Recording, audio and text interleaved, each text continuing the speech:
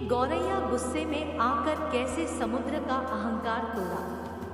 नमस्कार दोस्तों, आज आपके लिए मैं एक छोटी सी कहानी लेकर आई हूँ। मुझे उम्मीद है यह कहानी आपको अवश्य अच्छी लगेगी, इसलिए आप कहानी को अंत तक अवश्य देखें। एवं आप चैनल पहली बार आए हैं तो कृपया चैनल को अवश्य सब्सक्राइब कर लीजिएगा।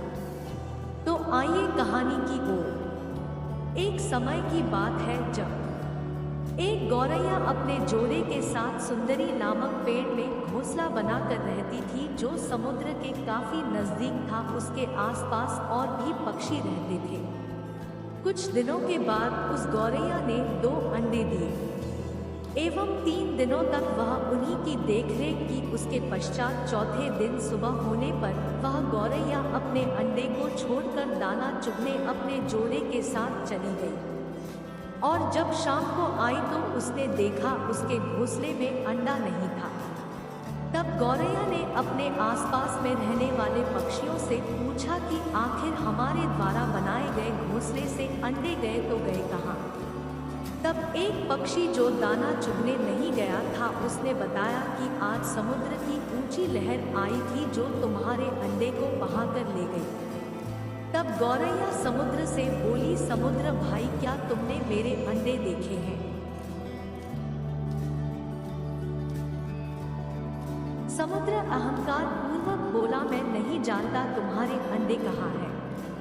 तब गौरैया ने कहा, मुझे ऐसा लगता है कि तुमने ही मेरे अंडे को अपनी लहर के द्वारा बहाकर ले गए हो। अगर तुम्हारे पास मेरे अंडे हैं तो दे दो, नहीं तो माँ की आह लगेगी जिससे तुम्हारे समुद्र का पानी सूख जाएगा। यह सुनकर समुद्र हंसने लगा। गौरैया कुछ देर तक समुद्र को समझाती रही, पर समुद्र को कोई फर्क नहीं पड़ा, जिससे गौरैया ने संकल्प लिया कि मैं इस घमंडी समुद्र को सुखाकर ही रहूंगी। तब गौरैया अपने छोटे से चोंच में पानी उठाती और एक तरफ ले जाकर एक खाई में गिराती। कुछ देर बाद चिड़िया के पड़ोसी पक्षी एवं उसका जोड़ा भी आया और सभी कहने लगे, भला तुम्हारे इस प्रयास से समुद्र का पानी कैसे कम होगा। तब गौरैया बोली, सभी मिलकर अगर इस समुद्र का पानी अपनी चोंच से ले जाकर बाहर खाई में डालोगे तो मुझे उम्मीद है कि समुद्र का पानी जल्द ही कम होकर सूखने लगेगा। इस तरह से गौरैया की बातें सुनकर सभी पक्षी समुद्र का पानी ले जाकर गहरी खाई में डालने लगे।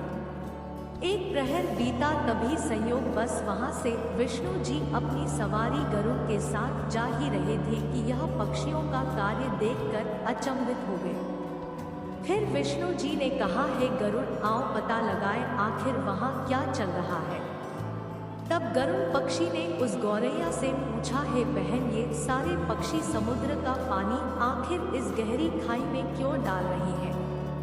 तब गौरैया ने अपने अंडे समुद्र की लहर में बहने से लेकर अभी तक का सारा हाल बताया, जिससे गरुड़ एवं विष्णु जी दोनों क्रोधित हो गए और समुद्र को कहा कि आज तुमने एक माँ की ममता के साथ खेलवाड़ किया है जो क्षमा के योग्य नहीं है। तब विष्णु जी बोले, हे समुद्र, मैं तुम्हें आदेश देता हूँ कि तुम अपने जल के स्तर को कम करो, जिससे गौरैया के अंडे उसे मिल जाए। अन्यथा ऐसा नहीं किए तो मैं तुम्हें श्राप दे दूंगा, जिससे तुम सदा सदा के लिए सूख जाओगे। तब समुद्र ने अपनी गलती स्वीकार करते हुए अपने जल स्तर को कम किया एवं अपने द्वारा किए गए अपराध के लिए गौरैया से क्षमा मांगी। उसके बाद चिड़िया को अपने अंडे प्राप्त हो गए।